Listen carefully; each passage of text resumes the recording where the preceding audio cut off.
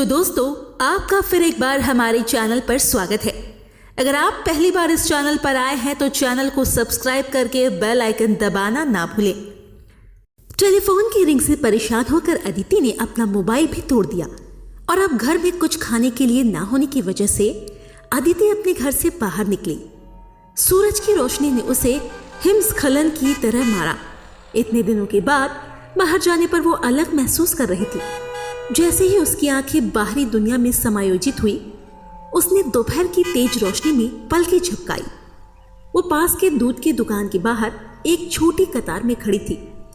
जब वो अपने आसपास के लोगों की नजरों से बचते हुए अपनी बारी का इंतजार कर रही थी, तभी उसे दूर से एक बड़ा आरे दूध का विज्ञापन दिखाई दिया।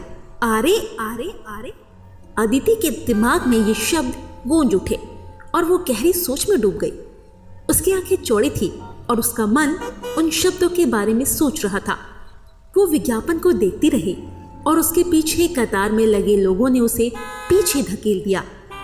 बड़बड़ाते हुए और उसके अस्त व्यस्त रूप पर उन्होंने अपनी नाक सिकोड़ ली, लेकिन उसके मन में बस यही सोच चल रही थी, आरे आरे दूध। उसके दिल की धड़कन रुक गई और उसने एक गहरी सांस छोड़ दी। उसे लगा कि उसने ये शब्द कहीं सुने हैं। कतार में खड़े लोगों ने उसे कतार से बाहर कर दिया और वो अपना आपा खो बैठी। वो इधर उधर देखती सोच रही थी कि वो कहाँ है। उसे याद नहीं आ रहा था कि वो यहाँ क्यों आई थी और ध्यान केंद्रित नहीं कर पा रही थी। उसकी नज़र फिर उस आरे दूध के विज्ञापन पर पड़ी और वो सारी बातें उसके दिमाग में आने लगी। उसका दिल धड़क उठा और वो उस बोर्ड की तरफ भागी। उसने अगले आधे घंटे तक रिक्शा रोकने की कोशिश की, लेकिन बहुत देर कोशिश करने के बाद वो हार मानने वाली थी। तभी एक रिक्शा उसके पास आकर रुकी। उसने उस अधेड़ उम्र और भले इंसान की तरफ देखा। आरे जाना है, आरे जाना है, उसने बताया। आरे कॉलोनी? ड्राइवर ने पूछा। अदिति ये नहीं जानती थी कि वो कहाँ जाना चाहती है, इसीलिए उसने घबराकर सिर हिलाया। बहुत दूर है मैडम, महंगा पड़ेगा, 500 रुपये होगा, ड्राइवर ने आंखें चौड़ी करते हुए कहा। अदिति ने अपना पर्स खोला और ड्राइवर को 500 रुपये का नोट थमा दिया। पैसे हाथ में लेकर वो अपनी किस्मत पर हंस पड़ा और रिक्शा शुरू कर ली। चलो बैठो मैडम। आर्य मिल्क कॉलोनी, गोरेगांव। अदिति सड़क के दोनों ओर शांति से खड़े पेड़ों की छांव के नीचे खाली गलियों को निहार रही थी। हवा में एक भयानक असहज सन्नाटा था। उसके मन ने उसे जल्द से जल्द निकलने का आग्रह किया, जबकि उसकी हिम्मत ने उसे बताया कि वो सही जगह पर आई है।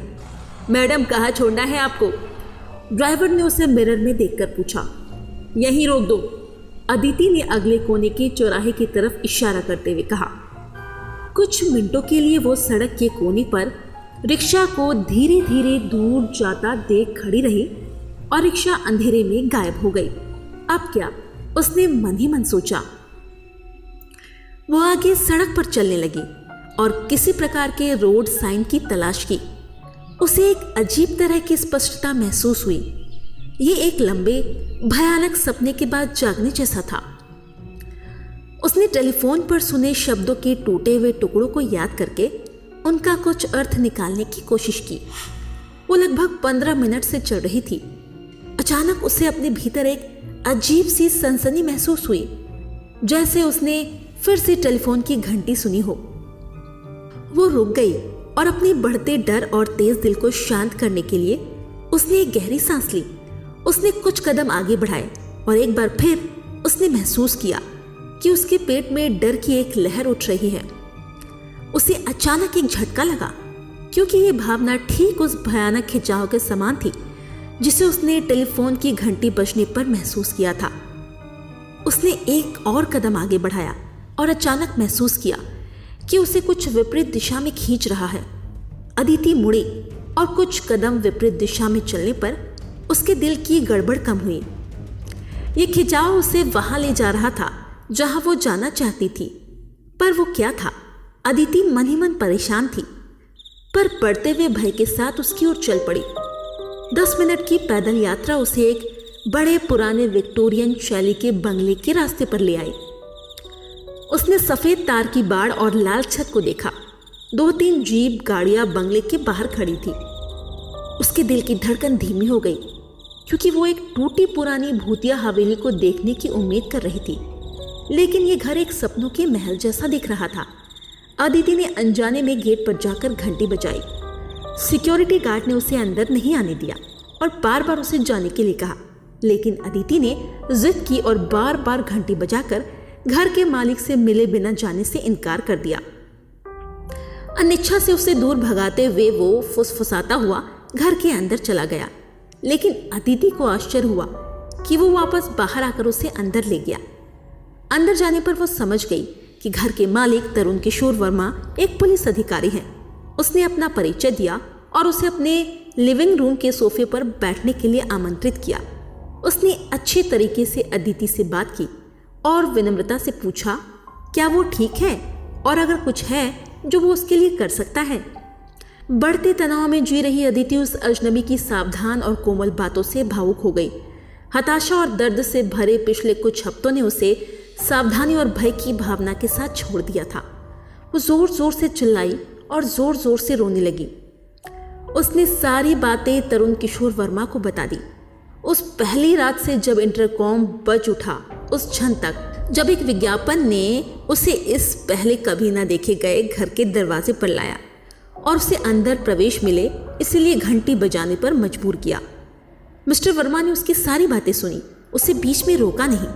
अपनी बात समाप्त करने के बाद अदिति सोफे पर बैठ गई और लिविंग रूम की बड़ी खिड़कियों से लुप्त होती शाम की रोशनी को देख रही थी।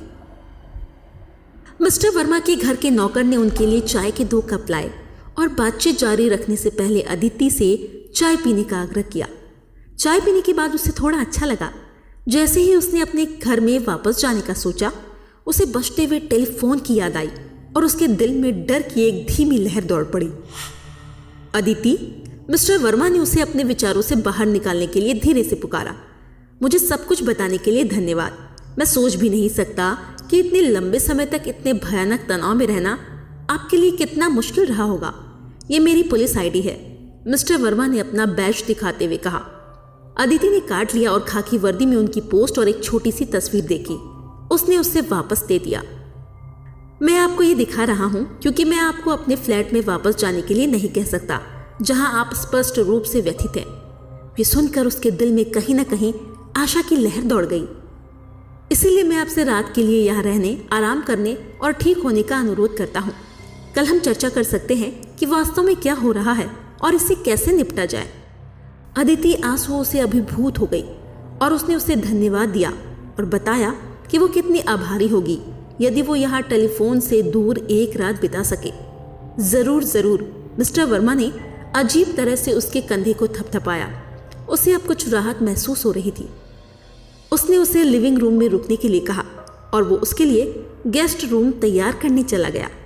अदिति उठ खड़ी हुई और खिड़कियों से डूबते सूरज की आखिरी किरणों को देखने लगी।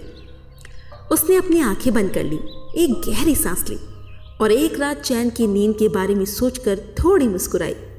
अचानक एक आवाज ने उसे चौंका दिया और उसने चारों ओर देखा। उसे दिल की धड़कन अपनी उंगलियों में तेज महसूस हो रही थी। जैसे ही वो खुली खिड़कियों से आगे नीचे जा रहे कमरे की तरफ भागी, टिमटिमाती रोशनी और ठंडी हवा ने उसे छू लिया। एक पुराने जमाने का लैंडलाइन टेलीफोन सामने की दीवार पर लटका हुआ था। उसके पैर उसकी ओर बढ़ रहे थे।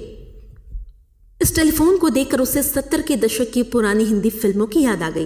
वो करीब चली गई और उसने रिसीवर पर एक जगह देखी जो बार बार हाथ लगकर काली पड़ गई थी। वो पीछे मुड़ी, रिसीवर अपनी जगह से गिर गया और एक छोटे से स्टूल से टकराया जिस पर एक अलंकृत फूलदान था। स्टूल डगमगाने लगा और इससे पहले कि वो प्रतिक्रिया करती, फूलदान गिर गया और बिखर गया। हर जगह नकली फूल, प्लास्टिक के पत्ते और सजावटी कंकड़ बिखर गए। मिस्टर वर्मा दौड़ते हुए बाहर आए और फर्श पर बैठे हुए अदिति को उठाने से पहले चारों ओर देखा। उसने घुटने टेक दिए और उसका कंधा जोर से पकड़ लिया। क्या हुआ अदिति, तुम ठीक हो? वो अचानक उसकी चिंता भरी आवाज में खो गई, लेकिन फिर लटकते हुए रिसीवर के टकराने की आवाज से फिर से अपनी वर्तमान स्थिति में वापस आ गई। फोन फोन, वो चिल्लाई और उस दिशा में अपनी उंगली उठाई। मिस्टर वर्मा ने फोन की ओर देखा और फिर से भ्रमित हो गया। उसके बारे में क्या अदिति? उसने अपने विनम्र स्वर में पूछा। क्या आप सुन नहीं सकते हो क्या? अदिति भयभीत होकर टेलीफोन की ओर देख रही थी। मानो जानलेवा सन्नाटे के साथ रिसीवर बिना एक शब्द बोले पूरी तरह से खामोश हो गया। जल्दी यहाँ से निकल जाओ। उसके पेट में एक ऐसे उछाल आया और उसके गले में भय पैदा हो गया, क्योंकि उसकी पूरी दुनिया घूम रही थी और खालीपन ने उसे घेर लिया था।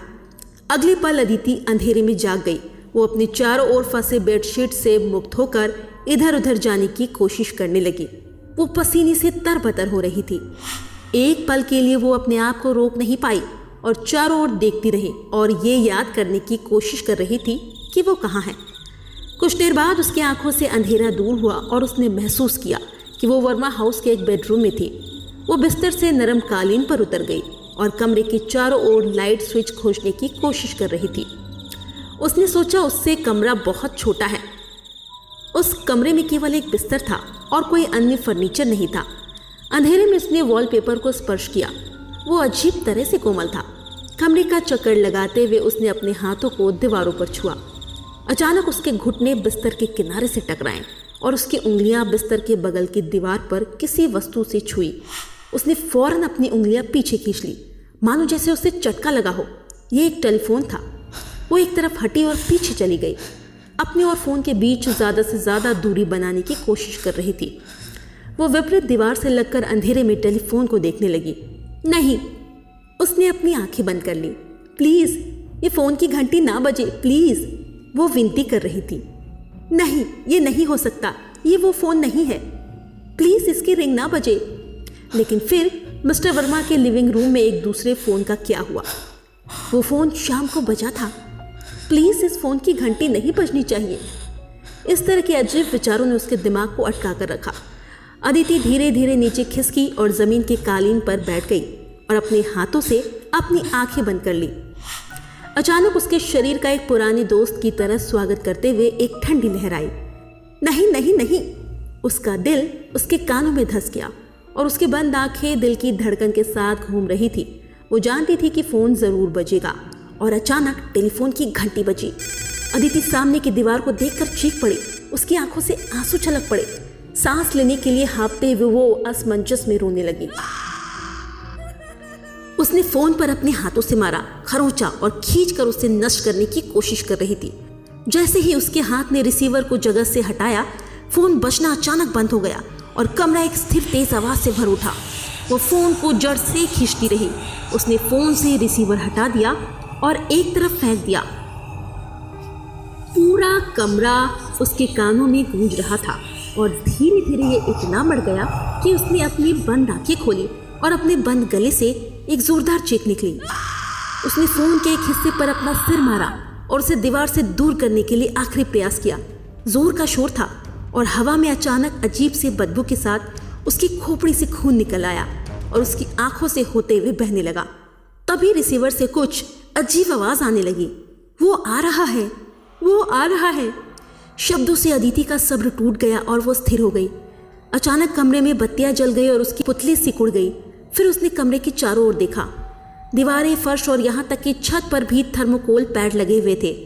पैडिंग पहले सफ़ेद रही होगी, लेकिन अब वे पूरी तरह से काले धब्बों से ढकी हुई थी, जो कि खून के धब्बे के हो सकते हैं, क्योंकि कुछ जगहों पर धब्बे लाल दिख रहे थे। एक कर्कश और भयानक आवाज़ के साथ दरवाज़ा खुला। मिस्टर वर्मा दरवाजे में खड़ा था। उसकी आंखें उसके दरिंदे जैसे चेहरे से चमक रही थी। अदिति ने एक भयानक आकृति को एक हाथ में सिरिंज और दूसरे में कुल्हाड़ी पकड़े हुए देखा और उसके पेट में भय की लहर दौड़ गई। हेलो अदिति, मैं देख रहा हूँ तुम जाग रही हो। अदिति डर के मारे जोर जोर से चिल्लाई। कुछ ही समय में उसकी आवाज़ कम हो गई और पूरी तरह से बंद हो गई, क्योंकि उसका गला तनाव से फट गया और उसके मुंह से खून निकलने लगा था। उसकी हालत खराब हो गई थी और उसके शरीर में जीवन लगभग समाप्त हो गया था। वो अपने ही खून में अवाक होकर ज़मीन पर गिर पड़ी और बगल में पड़े रिसीवर को पकड़ लिया। हेलो, वो रिसीवर में चिल्लाने लगी, लेकिन उसकी आवाज़ मुश्किल से थकी हुई अवस्था में निकल रही थी। सामने से हाथ में कुल्हाड़ी लिए राक्षस जैसे आकृति को पास आते देखकर उसकी आंखें डर से चौड़ी हो गई और दिल जोर जोर से धड़कने लगा। मेरी मदद करो, प्लीज प्लीज, कोई मेरी मदद करो, वो मुझे मार रहा है, मदद करो, मुझे मार डालो। वर्मा के डरावने घर से करीब 50 किलोमीटर दूर उसके फ्लैट में टेलीफोन बजने लगा, जिसे अदिति हर रात 2:30 बजे सुनती थी। मेरी मदद करो प्लीज, कोई मेरी मदद करो, वो मुझे मार रहा है। वहाँ फोन उठाकर अब कोई और उसकी आवाज़ सुन रहा था। तो दोस्तों, आज की कहानी कैसी लगी आपको, हमें कमेंट्स में ज़रूर बताएं। और अगर आपको कहानी अच्छी लगी हो तो वीडियो को लाइक और शेयर करें, ताकि इससे हमें और अच्छी कहानियाँ बनाने का मोटिवेशन मिले।